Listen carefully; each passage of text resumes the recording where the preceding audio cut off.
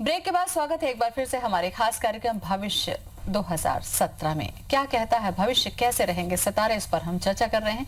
त्रिपाठी जी, अब हम चर्चा कर लें, जैसा कि दत्तात्रेय ने जी बताया कि जो राशि के जो जातक हैं उनके जीवन के अलग अलग पहलू हैं जिससे जुड़े क्या कुछ असर होगा उसके बारे में चर्चा की। जब हम किसी प्रदेश या देश पर चर्चा करते हैं तो उसके साथ भी बहुत सारे पहलू जुड़े हुए होते हैं। छत्तीसगढ़ और मध्य प्रदेश को लेकर अभी हमने चर्चा की, थोड़ा सा देश को भी कर लें कि हमारे देश की जो कुंडली है वो क्या कहती है और 2017 के आने के बाद में हमारे देश की स्थिति क्या होगी। देखिए, देश के बारे में अगर हम चर्चा करें तो दो महत्वपूर्ण चीजें या तीन महत्वपूर्ण चीजों को समझना पड़ेगा कि भारत का जन्म 15 अगस्त 1947 को 12:20 में हुआ। वृषभ लग्न में राहु। अगर हम भारत के कुल इतिहास को देखें तो भारत में लग्नस्थ राहु के कारण नीतियों का शीर्षासन दिखा। मतलब अब तक जितनी भी यात्रा दिखी, मैं जितनी उम्र का हूं और जिस उम्र से मैं शासन और शासन की नीतियों को समझ पाने की स्थिति में रहा या बीते पीछे पलट करके अपने इतिहास को पलटने की स्थिति में रहा, तो मुझे ऐसा लगा कि नीतियों का शीर्षासन देखा। और नीतियों का शीर्षासन ही था कि देश की पॉपुलेशन, जो है देश की जनसंख्या 56 करोड़ से 1.25 अरब हो गई और सरकार की तरफ से एक भी जिम्मेदार व्यक्ति ने अब तक जनसंख्या पर एक टिप्पणी नहीं की, जबकि उन्हें पता है कि जनसंख्या एक महामारी के रूप में बढ़ रही है और इसका असर आने वाले रोजगार पर पड़ेगा, आने वाले पानी पर पड़ेगा, खाद्यान्न पर पड़ेगा, सभी पर पड़ेगा। ये नीतियों का शीर्षासन है। जबकि आज से 20 साल पहले चाइना ने 1 अरब जनसंख्या पर अपनी माओ ने अपनी कमिटमेंट स्पष्ट कर दी थी कि हम जनसंख्या पर बहुत स्ट्रिक्ट हैं और आज वो स्थिति दिखाई पड़ती है। पर भारत पर एक भी जिम्मेदार नेता ने जनसंख्या पर कोई चर्चा नहीं की, है ना। जबकि 1.25 अरब के लोकतंत्र में अब तक पूरे देश की राजनीति को टुकड़ों में बांट कर रखा। अगड़ा पिछड़ा, अल्पसंख्यक, बहुसंख्यक, बहुतायत, कमतायत नीति, ये इस तरह के टुकड़ों में बांट करके देश की राजनीति की। और मुझे ऐसा लगता है ये लग्नस्थ राहु के कारण है। अब हम आते हैं 2014 का वह सीन या भारत के पूरे सीन को देखें तो 1954 में 1952-54 में एक नारा लगा, जय जवान जय किसान। सीन चेंज हुआ 30 साल बाद। सूचना क्रांति का दौर लेकर राजीव गांधी आए और उन्होंने सूचना क्रांति का एक समय बिताया 30 साल का, वो एक सत्र रहा। सन 2014 सबका विकास, सबका साथ, सबका साथ, सबका विकास, एक नारा लेकर के नरेंद्र मोदी चलकर आए। ये एक इतिहास दिखाता है सैटनिक। माना शनि का एक सत्र था कि 1954 से 84, 84 से 2014 और 2014 से 30 साल, जो नरेंद्र मोदी बड़े गर्व से कहते हैं कि मैं अगले 30 साल तक राज करूंगा। असल में नरेंद्र मोदी राज नहीं करेंगे, ये एक जरूरत राज करेगी, एक नारा राज करेगा कि सबका साथ, सबका विकास करना ही पड़ेगा। ये एक मोटे तौर पर कंपल्सरी एक आवश्यकता है, अपरिहार्यता है। दूसरा प्रश्न कि नरेंद्र मोदी जी की जन्म कुंडली देखनी पड़ेगी। इस समय अप्रैल 2017 तक शनि की अंतर्दशाएं चल रही है। नरेंद्र मोदी चूंकि चतुर्थे दशम स्थान में है तो नरेंद्र मोदी जी को थोड़े से पेट में तकलीफ हो सकती है और बहुत ज्यादा एडिटोरियल या एक बौद्धिक क्रिटिसिज्म के दौर से नरेंद्र मोदी गुजरेंगे और देश एक बहुत बड़े संकट काल से गुजरेगा। एक बात तो तय है कि नोटबंदी अब बंद नहीं हो रही है ना। इसका मतलब है अब देश जिस भी परिस्थिति में इस निर्णय से जूझेगा, अब इसे वापस लेने की परिस्थितियां नहीं है। तो बहुत साफ तौर पर यह है कि देश में अब डिजिटलाइजेशन होगा, गांव तक पहुंचेगा, ये अपरिहार्य है। कैशलेस स्कीम जरूर है मगर ये मजबूरी है क्योंकि उतना कैश नहीं है जितने कैश से ट्रांजैक्शन हो सके। कुल मिलाकर के आने वाला साल बहुत सारे संघर्षों के साथ अच्छी नया दौर आएगा। बिल्कुल तय है और हम ये कह सकते हैं कि दुनिया में अब भारत का नाम रोशन करने से कोई नहीं रोक सकता। बिल्कुल। तो पंडित जी, देश के हिसाब से तो त्रिपाठी जी ने बहुत विस्तार से और तफसील से बताया। बाकी के जो 3 राशि के जातक हैं जिनका एक बड़ा समूह है और जिसमें स्त्री, पुरुष, महिला, बच्चे, बुजुर्ग सभी हैं, वो जानना चाहते हैं आपसे कि बाकी जो 3 राशि है वो क्या कह रही है। जी बिल्कुल। तुला राशि के जातकों की बात करते हैं। तुला राशि के जातक यदि आप हैं तो शुक्र प्रधान है इस वर्ष। जैसा कि मैं देख पा रहा हूँ 2017 में वो जहां तक कारोबार की बात है, आपका कारोबार अच्छा रहने वाला है। धन संबंधी जो चीजें हैं जो पिछले कुछ वर्षों से ठीक नहीं थी वो सभी ठीक होने वाली है। रुका हुआ धन इस वर्ष मिल सकता है आपको, ऐसा मुझे दिखाई पड़ता है। और जहां तक बात करते हैं कैरियर की, शिक्षा की, तो शिक्षा की स्थिति जो बनती है वो इस वर्ष विदेश जाने के संकेत दिखते हैं। जो छात्र इस वर्ष विदेश जाना चाहते हैं, तुला राशि के जातक, वो इस वर्ष अवश्य विदेश जाएंगे, ऐसा मुझे दिखाई पड़ता है। और छात्रवृत्ति इत्यादि की भी संभावनाएं जो है बलवती होती हुई दिखती हैं। परिवार की बात करें, पारिवारिक जीवन अच्छा रहने वाला है। परिवार में कुछ नई सूचनाएं, कुछ नए संकेत अवश्य दिख रहे हैं। थोड़ी अस्थिरता आ सकती है, लेकिन उत्तरार्ध में वर्ष अच्छा रहने वाला है। स्वास्थ्य का विशेष ध्यान रखेंगे। वे लोग जो बीपी या डायबिटीज के पेशेंट हैं, वर्ष के मध्य में किसी तरह की कोई परेशानी से जूझ सकते हैं, लेकिन अच्छा रहेगा ये वर्ष। वर्ष अच्छा रहे, इसके लिए आपको वर्ष भर लक्ष्मी जी की आराधना करनी चाहिए। यदि आप संतोषी माता इत्यादि का व्रत पूजन करते हैं, लाभ होगा इस वर्ष। वृश्चिक राशि के जातकों की बात करते हैं। आप मंगल प्रधान हैं, और मंगल प्रधान होने के कारण इस वर्ष जो शनि का राशि परिवर्तन हो रहा है, वो आपके लिए विशेष रूप से लाभदायक मुझे दिखाई पड़ता है। मंगल का कुंभ राशि से कन्या राशि के मध्य में गमन करना भी आपके लिए लाभदायक है। धन व्यापार संबंधी यदि बात करते हैं तो 2017 में वृश्चिक राशि के जातकों के लिए आर्थिक स्तर पर कुछ समस्याएं आ सकती हैं मध्य में, लेकिन इनका समाधान जैसे जैसे वर्ष आगे बढ़ेगा तो 3/4 होते तक वर्ष के ये जो समस्याओं का समाधान हो जाएगा। शिक्षा और कैरियर की बात करें, जो छात्र पढ़ लिख रहे हैं, विदेश जाना चाहते हैं, उच्च शिक्षा प्राप्त करना चाहते हैं, उनके लिए अच्छा है ये वर्ष, लेकिन आपको मेहनत ज्यादा करनी चाहिए। एनर्जी लेवल को थोड़ा ज्यादा बनाए रखें। विशेष रूप से डिप्रेशन में जो छात्र जल्दी जाते हैं, उनको सावधान रहने की आवश्यकता है। परिवार की यदि मैं बात करूं तो इस वर्ष पारिवारिक जीवन अच्छा रहने वाला है। कंपैटिबिलिटी को लेकर थोड़ी सी समस्याएं हो सकती है, पति पत्नी के संबंधों को लेकर थोड़े से तनाव हो सकते हैं, लेकिन वर्ष एज ए होल अच्छा रहेगा। स्वास्थ्य का विशेष रूप से ध्यान रखेंगे। पेट संबंधी समस्याएं हो सकती हैं वर्ष के उत्तरार्ध में। वर्ष अच्छा रहे, इसके लिए यदि आप हनुमान जी की आराधना वर्ष भर करते हैं, मसूर की दाल का दान करते हैं मंगलवार को, और साथ ही साथ शिव जी के दर्शन सोमवार को करते हैं, आपका लाभ निश्चित रूप से बरकरार रहेगा, आपको लाभ होगा। धनु राशि के जातकों की बात करते हैं। यदि आप धनु राशि के जातक हैं तो आपकी राशि का स्वामी गुरु है, जो वर्ष भर जो है मुझे दिखाई पड़ता है कन्या और तुला राशि में गमन कर रहा है। राशि के जातकों के लिए प्रगति कारक अवश्य रहेगा, लेकिन कुछ स्वास्थ्य संबंधी दिक्कतें भी आपके लिए मुझे दिखाई पड़ रही हैं, आपको सावधान रहना चाहिए। शनि का वर्ष भर धनु राशि में होना आपके लिए लाभदायक है, प्रगति कारक है, एनर्जी लेवल को बरकरार रखेगा। धन व्यापार संबंधी बात करते हैं तो इस वर्ष ये वर्ष लाभकारी होगा। धन संबंधी चीजें आपके लिए आसान होंगी। कुछ कर्ज इत्यादि आप ले सकते हैं, ऐसा मुझे दिखाई दिखता है। वाहन भी खरीद सकते हैं इस वर्ष आप। शिक्षा और कैरियर संबंधी बात करें तो वे छात्र जो पढ़ लिख रहे हैं, कैरियर के प्रति चिंतित हैं, उनके लिए वर्ष अच्छा रहेगा। प्रतियोगिता परीक्षाओं में सफलता मिल सकती है। वातावरण जो है सुखद रहेगा। पारिवारिक स्वास्थ्य के संबंधी यदि बात करें तो पेट संबंधी दिक्कतें हो सकती हैं, आपको ध्यान रखना चाहिए। और इस वर्ष अच्छा रहे, इसके लिए हल्दी युक्त जल से वर्ष भर स्नान करें, निश्चित रूप के लिए आपके लिए अच्छा रहेगा।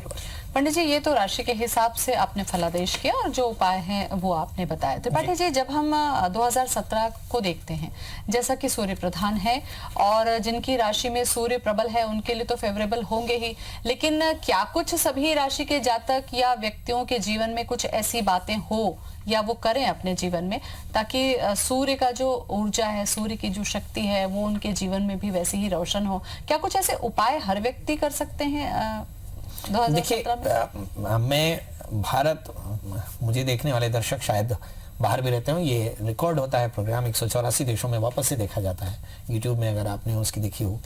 और इस प्रोग्राम को हिंदू, मुसलमान, सिख, ईसाई आपस में ये भाई भाई पूरे देश में देखते हैं, पूरी दुनिया में देखते हैं।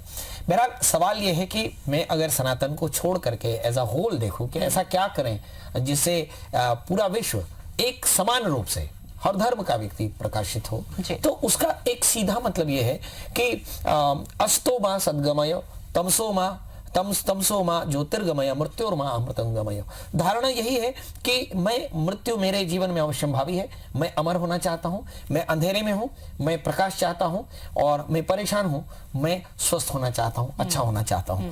तो इसके लिए बस यही है कि जो सूर्य हमारे प्रकाश का केंद्र है हम सूर्य की आराधना करें। जैसे आपने कहा कि सूर्य का वर्ष है तो सूर्य की आराधना करें, सूर्य को अर्घ्य दें। अलग अलग जगहों पर अलग अलग मंत्र हो सकते हैं, पर सूर्य एक यूनिवर्सल गॉड है जिसे आप हर कोई देख करके दिन की शुरुआत करता है और इसको देख करके ही आराम करता है। तो कुल मिलाकर के सूर्य की आराधना पूरी दुनिया में बहुत प्रभावशील रही। बिल्कुल, क्योंकि सूर्य ऊर्जा का स्रोत है और प्राणी मात्र मैं समझती हूँ कि एक छोटी सी घास से लेकर प्राणी मात्र में सभी में ऊर्जा का संचार सूर्य करते हैं। तो सूर्य की आराधना आत्मा की तरह है, बिल्कुल आत्मा की तरह पूरा संसार सूर्य के प्रकाश से संचालित होता है। मतलब चाहे वो घास हो, चाहे वो सबसे बड़ा जीव हाथी हो, ये सब सूर्य के प्रकाश से संचालित होता है। इसलिए सूर्य को प्रसन्न करें, सूर्य की आराधना करें, सभी के लिए बहुत अच्छा मंगलकारी होगा। कुछ और भी चर्चा मैं आप दोनों से करूंगी, फिलहाल यहाँ रुक जाते हैं एक और छोटे से ब्रेक के लिए।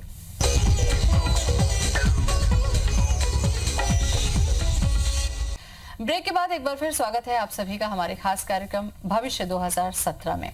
तो चलिए कुछ और भी चर्चा करते हैं और आपको भी जानकारी देते हैं।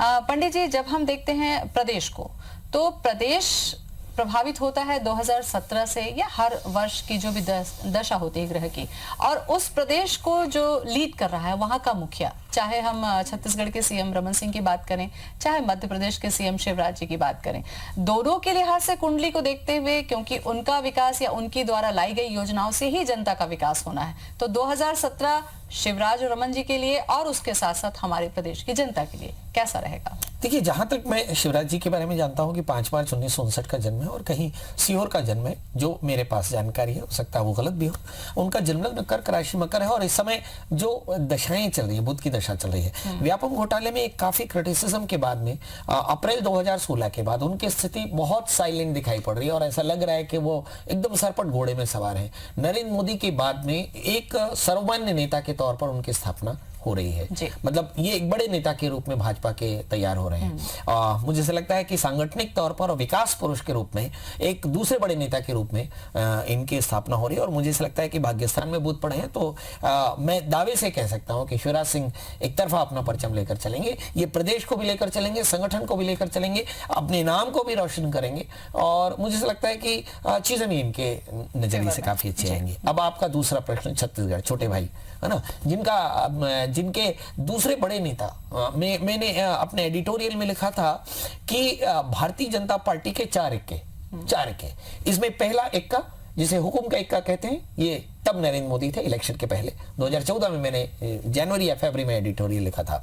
और उसके बाद रमन सिंह, फिर शिवराज सिंह और वसुंधरा राजे, ये 4 बड़े युवा नेता थे जिनके हाथों में देश की बागडोर आनी है और आती है। और अब भारतीय जनता पार्टी के जो वास्तविक नेता हैं, जो अपने क्षेत्र के महारत रखने वाले और निर्विवाद रूप से, इनमें 3 नेताओं की स्थिति बड़ी बहुत स्पष्ट है। नंबर 1, नरेंद्र मोदी प्रधानमंत्री हो चुके।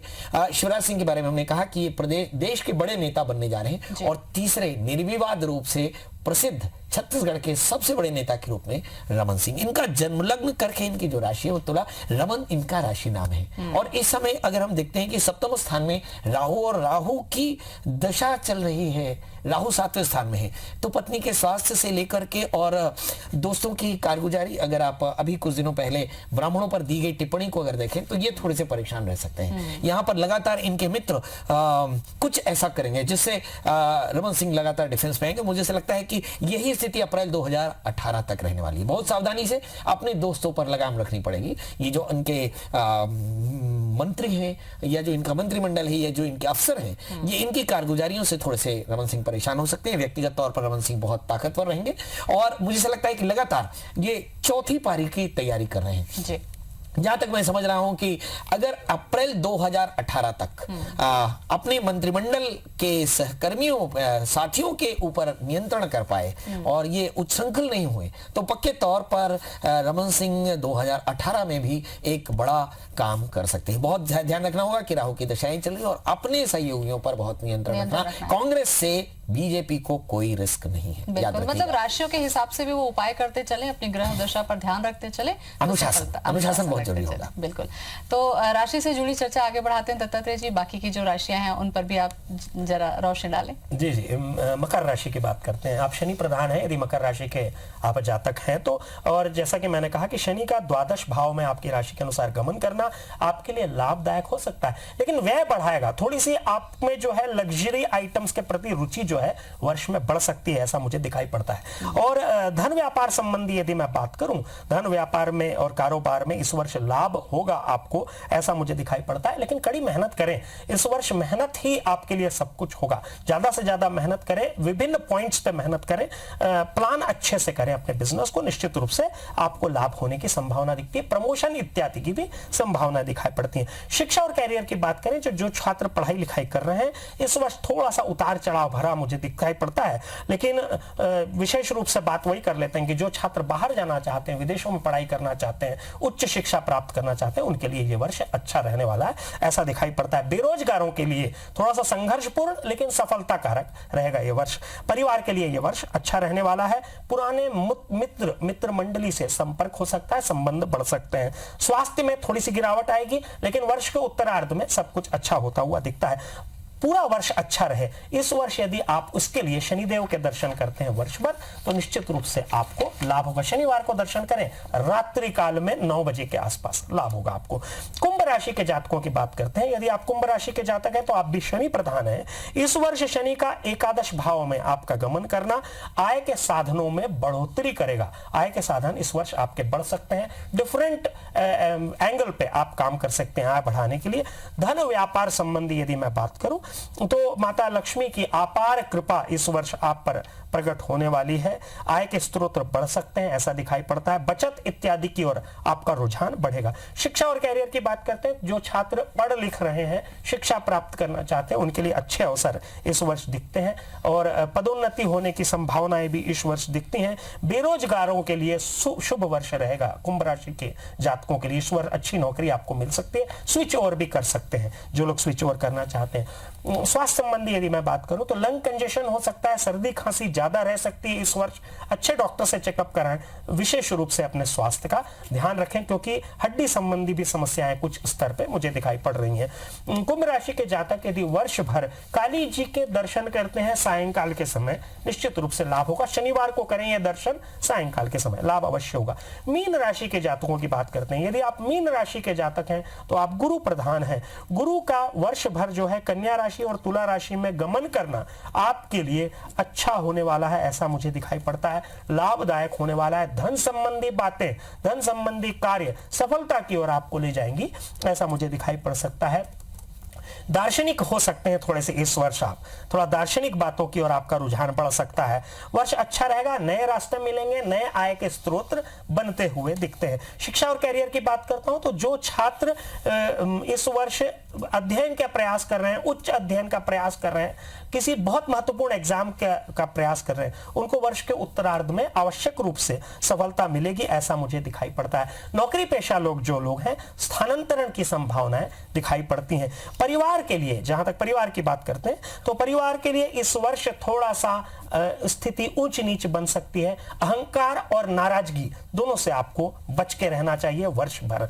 और स्वास्थ्य की बात करें तो पेट संबंधी थोड़ी सी समस्याएं दिखाई पड़ती हैं। यदि आप किसी भी तरह से कोरोनरी डिसीज से, हार्ट डिसीज से संबंधित हैं तो आपको विशेष रूप से इस वर्ष के उत्तरार्ध में ध्यान रखना पड़ेगा। और वर्ष भर अच्छा रहे, वर्ष आपके लिए पूरा अच्छा रहे, इसके लिए इस वर्ष यदि आप विष्णु सहस्रनाम का पाठ करते हैं गुरुवार के दिन प्रातः काल, निश्चित रूप से आपको लाभ होगा, ऐसा दिखाई पड़ता है। बिल्कुल। पंडित जी, थोड़ी सी चर्चा मैं आपसे और भी करूंगी, चूंकि सूर्य और शनि की जो बातें हैं वो मैं समझने की कोशिश करूंगी। त्रिपाठी जी, आपसे मैं कुछ और चर्चा कर लूं। दोनों ही प्रदेश पर हमने देखा, दोनों ही प्रदेश के मुखियाओं के बारे में भी चर्चा कर ली, देश के बारे में भी कर लिया, लेकिन संक्षेप में मैं ये भी आपसे जानना चाहूँ कि अगर दुनिया में हम देखें तो वो दुनिया में कहीं भी किसी भी कोने में अगर कोई आपदा आती है या बहुत ज्यादा उलटफेर होता है तो उसका असर भी कहीं ना कहीं कमोबेश दूसरे देश पर पड़ता है। तो अगर हम पूरी सृष्टि को, पूरी ग्लोबल को अगर हम देखते हैं तो 2017 में कैसा रहेगा? क्या शांतिपूर्ण स्थिति रहेगी जैसे कि हम पिछले लगातार कुछ दिनों से देख रहे हैं कि तनाव की स्थिति है? देखिए, एक बड़ा प्रश्न आपने किया है और उस बड़े प्रश्न का बड़ा जवाब ये मेरी चिंता का विषय है और इस पे लगातार मैं एडिटोरियल लिखता आ रहा हूँ, लगातार मैं एडिटोरियल लिख रहा हूँ। मैं आपको थोड़ा सा पीछे लेके जाऊंगा। 1929 से 39 ये 10 वर्ष का रिसेशन था और परिणाम हुआ द्वितीय विश्व युद्ध 1941 और जर्मन ब्रिटेन लड़ गए और पूरी दुनिया की ताकत झोंक दी। करीब करीब 2008 से यही स्थिति आपको दिखाई पड़ती है। जब देश या कोई देश या कोई बहुत महत्वाकांक्षी देश, अगर हम चाइना की बात करते हैं, चाइना की पगड़ी बहुत बड़ी है क्योंकि चाइना का इंफ्रास्ट्रक्चरल डेवलपमेंट या चाइना का ओवरहेड बहुत ज्यादा है। चाइना के पास में मजबूरी है कि उसे बहुत पैसा कमाना है और बहुत पैसा कमाने के लिए साउथ चाइना पर अपना कब्जा करेगा और वहां से वो चुंगी वसूलेगा और चुंगी वसूलेगा तो बटने चली बहुत सारे देशों को उनकी स्टेबिलिटी से प्रॉब्लम होगी। और यहां पर साउथ चाइना पे आप देखिए कि धीरे धीरे पोलराइजेशन हो रहा है, सारे देश अपने अपनी मिसाइल से यहाँ पे खड़ी कर रहे हैं। मतलब जो सन 2018 का सीन मुझे दिखाई पड़ता है, अगर मैं सही हूं तो पूरी दुनिया अगर 10 साल तक रिसेशन के चपेट में हो तो एक बड़े विश्व युद्ध की पृष्ठभूमि जरूर रखी जा रही है और ये एक बहुत गंभीर मुद्दा है।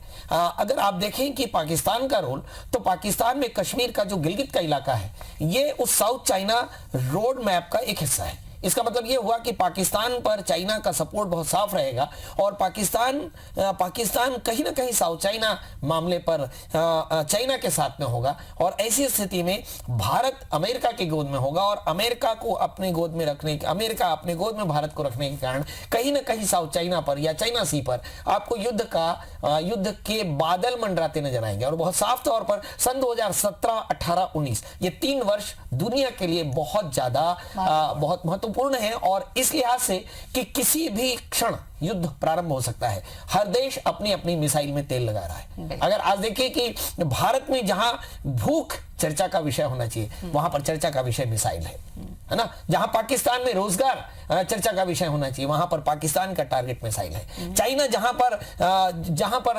भूख परेशानी होनी चाहिए वजह पंडित जी यही मैं आपसे सवाल कर रही थी कि जब चर्चा का विषय बनता है या स्थितियां बनती हैं तो कहीं ना कहीं क्या ज्योतिषी जो गणना है वो हम इसको कर पाते हैं? क्योंकि ये जो स्थितियां बन रही है, जैसे आपने कहा कि राहु का अगर प्रभुत्व बहुत ज्यादा है, केतु का अगर प्रभाव बहुत ज्यादा है, तो ये दशाएं स्वनिर्मित हो जाती हैं, इसके लिए व्यक्ति का वश नहीं चलता। देखिए क्या है, एक चीज समझने की है कि बहुत साफ तौर पर किसी भी वक्त की सबसे बड़ी पहचान उसकी करेंसी से होती है। यदि आप मंगल की टाइम में रह रहे हैं तो मिट्टी की मुद्रा दिख रही है और जब आप राहु की टाइम में हैं तो आपको एक वर्चुअल मोड पर आपको करेंसी दिखाई पड़ रही है और अनजाने में हिंदुस्तान कैशलेस मोड पर चला जाता है, मतलब राहु की दशा में। इसका मतलब अब दुनिया में अगर हम राहु और केतु की प्लेसमेंट जो पंडित लोग देखते हैं सबसे नीचे राहु दिखाई पड़ता है। मतलब आज दुनिया अपने तरक्की के चरम पर है, इसके बाद हम पाषाण युग में जाने वाले हैं। अब देखने की बात यह है कि पाषाण युग में हम कब जाएंगे, 5 साल में, 2 साल में, 1 साल में, क्योंकि हम अपनी तरक्की की हद पार कर चुके हैं। बिल्कुल।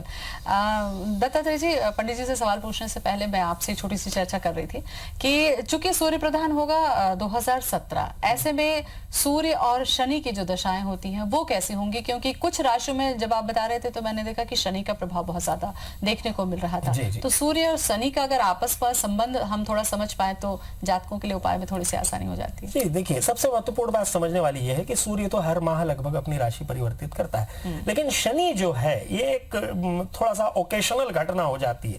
शनि यदि अपना 26 जनवरी को राशि परिवर्तित कर रहा है तो ये पूरे विश्व को एक संदेश दे रहा है, पूरे विश्व के जनमानस को, पूरी जनसंख्या को संकेत दे रहा है कि जरूर कुछ ना कुछ परिवर्तन आने वाला है। जहां तक आर्थिक बात है, जहां पारिवारिक बात है, संबंधों की बात है, सभी में परिवर्तन आने वाला है। सूर्य और शनि दोनों को यदि कंपैरेटिव हम डिग्री पे देखकर बात करें तो जैसे कि मैंने कहा रविवार को प्रारंभ हो रहा है। पंडित जी ने कहा कि सूर्य प्रधान वर्ष क्योंकि अंक 1 आ रहा है, तो पूरी तरह से यदि मैं कहूं तो ये वर्ष कॉन्ट्रोडिक्टरी रहने वाला है। जहां पे एक और आपको लोग शांति के लिए संघर्ष करते दिखेंगे, वहीं दूसरी ओर पैसे में नहाते हुए दिखेंगे लोग।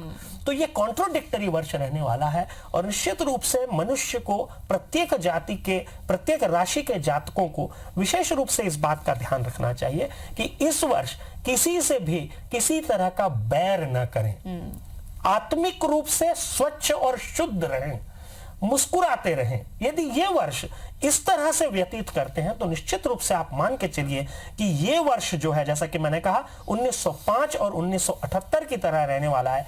ये वर्ष आपकी प्रगति के लिए बीजारोपण, अंकुरण इत्यादि का कार्य करने वाला है। बिल्कुल। और एक चीज जो कि आप कहते हैं हमेशा पंडित जी की, शनि जो है वो श्रम कराते हैं, और बहुत सारे जातकों की कुंडली में आपने कहा कि मेहनत करिए, और मेहनत अगर आप करते हैं तो सफलता अपने आप मिलती है, और अगर आप शांत रहते हैं तो सफलता आपको बहुत अच्छी मिलती है। बहुत अहम चर्चा आप दोनों ने की, देश दुनिया और मुखिया के बारे में त्रिपाठी जी आपने बताया कि क्या कुछ हो सकता है, संभावनाएं हैं, और राशि के जो जातक थे उनके लिए उपाय आपने बताए। बहुत बहुत धन्यवाद आप दोनों ही पंडित जी। धन्यवाद, नमस्कार। तो 2017 बहुत कुछ कहता है, और क्या कुछ राशि में उपाय थे वो भी हमने आपको बताया, और देश दुनिया में क्या हाल रहने वाला है 2017 का वो भी हमने आपको बताया। तो इसी के साथ हमारे खास कार्यक्रम में आज बस इतना ही। मुझे और पंडित जी को दे इजाजत। नमस्कार।